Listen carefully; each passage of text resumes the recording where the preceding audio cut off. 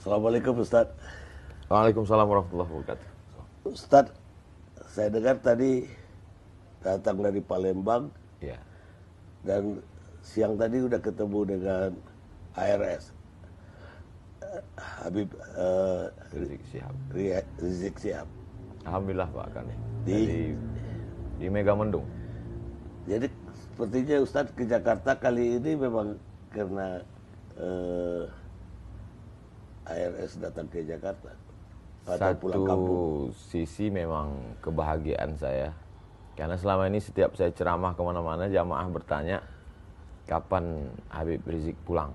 Oh gitu. Mereka menganggap seolah-olah saya tahu semua yang terjadi dengan Habib Rizik. Saya di Mesir, beliau di Imam Muhammad Ibnu Saud di Riyadh. Mesir ini lebih terbuka, sedangkan Riyadh ini satu mazhab saja. Iya. Kemudian pula dari segi nasab, saya orang biasa, beliau Habib, keturunan Nabi Muhammad SAW. Tapi kemudian ketika ada beberapa hal yang ada titik persamaan. Ketika saya senang sekali dengan gerakan amar ma'ruf nahi mungkar. Selama ini saya melihat ada orang yang amar ma'rufnya semangat, ngajak berzikir, ngajak sholawat, ngajak memakmurkan masjid. Tapi ketika mungkar, melihat perbuatan maksiat itu diam. Karena memang amar ma'ruf nahi mungkar ini kan terkait dengan kepentingan orang banyak. Sehingga kalau itu kita sentuh, kalau ke istilah orang Melayu, kalau periuk belanga orang tersentuh dia mengamuk. Iyalah. Nah, jadi saya simpati dari awal. Sebelum saya ketemu beliau, sebelum hiruk pikuk Pilkada Jakarta 2017. Jadi soal keberanian maksud Ustaz. Keberaniannya itu bagi saya sesuatu yang menantang, saya senang.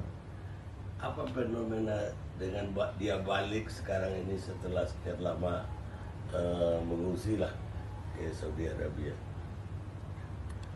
Kalau sekarang itu kan kita lihat Pak Karni, beberapa FB sahabat-sahabat kita itu kan dihilangkan berita terkait semua yang menulis HRS, Imam Besar, Habib Rizik Syihab itu kan langsung hilang. Kemudian yang posting-posting Instagram juga hilang. Saya masih ingat itu ketika kami umroh Januari 2018 di Makkah. Ketika itu saya ada waktu itu Ustadz Dery Sulaiman. Ustadz Dery Sulaiman mau tes streaming. Sudah dikasih tahu sama yang lain, tes aja, nanti 5 menit pasti down. Dia tes betul. Aku tes dia bilang. Begitu 5 menit langsung down. Jadi apa sebenarnya kesalahan makhluk hamba Allah yang satu ini? Berapa triliun negeri ini sudah dirugikannya? Apa BUMN yang pernah dia jual? Jadi bagi saya itu sesuatu sehingga sampai-sampai menyebut namanya pun, menulis namanya pun. Tapi yang namanya manusia ini kan semakin ditekan, semakin diintimidasi, semakin justru pergolakan semakin. Untuk umat Islam sendiri, bagaimana Ustaz melihat Habib Rizik? Umat Islam ini kita mengajarkan di sekolah-sekolah dari mulai MDA sampai ke Universitas Islam, kita mengajarkan tentang integritas, tentang kejujuran, tentang keadilan, tentang bagaimana bersikap terhadap penguasa. Tapi kemudian santri-santri itu dalam tanda kutip bisa melihat hipokrit. Tidak sesuai dengan yang dibaca di kitab kuning, tidak sesuai dengan yang dia dengar dalam ceramah, dalam kenyataan. Maka dia menggantungkan satu harapan, sosok yang dia rindukan. Dan itu terjawab pada diri Habib Rizik Syihab. Jadi sebab itu kalau ada orang bertanya, apa rahasia di balik manusia bisa menyambut beliau sedemikian ramai? Ada yang mengatakan 3 juta di airport itu. Apa di balik itu semua? Kalau bagi saya simpel saja. Orang sedang mencari sosok. Kemana dia menggantung harapan?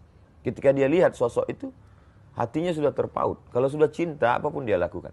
Dengan mata saya, kepala saya sendiri, Pak Karni, saya melihat ibu-ibu menggendong anak berhenti di tengah jalan karena lelah berjalan kaki tadi. Karena untuk menuju lokasi markas dakwah pesantren Habib Rizik di Megamendung itu jalannya berkelok, mendaki, jalan tanah, melewati dan mobil tidak masuk. Mereka jalan kaki. Apa yang mereka cari? Tidak ada pembagian sembako. Tidak ada makanan, tidak apa. Maka mungkin mereka pun tidak melihat Habib Rizik. Tapi mereka merasakan kepuasan batin. Simbol gitu. Simbol. Ikon. Sebagaimana cintanya anak muda kepada penyanyi R&B atau K-pop. Begitu juga lah umat yang haus, rindu. Satu sisi mereka melihat dia sebagai ulama. Satu sisi mereka melihat dia sebagai pejuang keadilan. Satu sisi mereka melihat dia sebagai orang tertindas, teraniaya. Tapi ada satu sisi lagi juga mereka melihat dia sebagai keturunan Rasulullah SAW.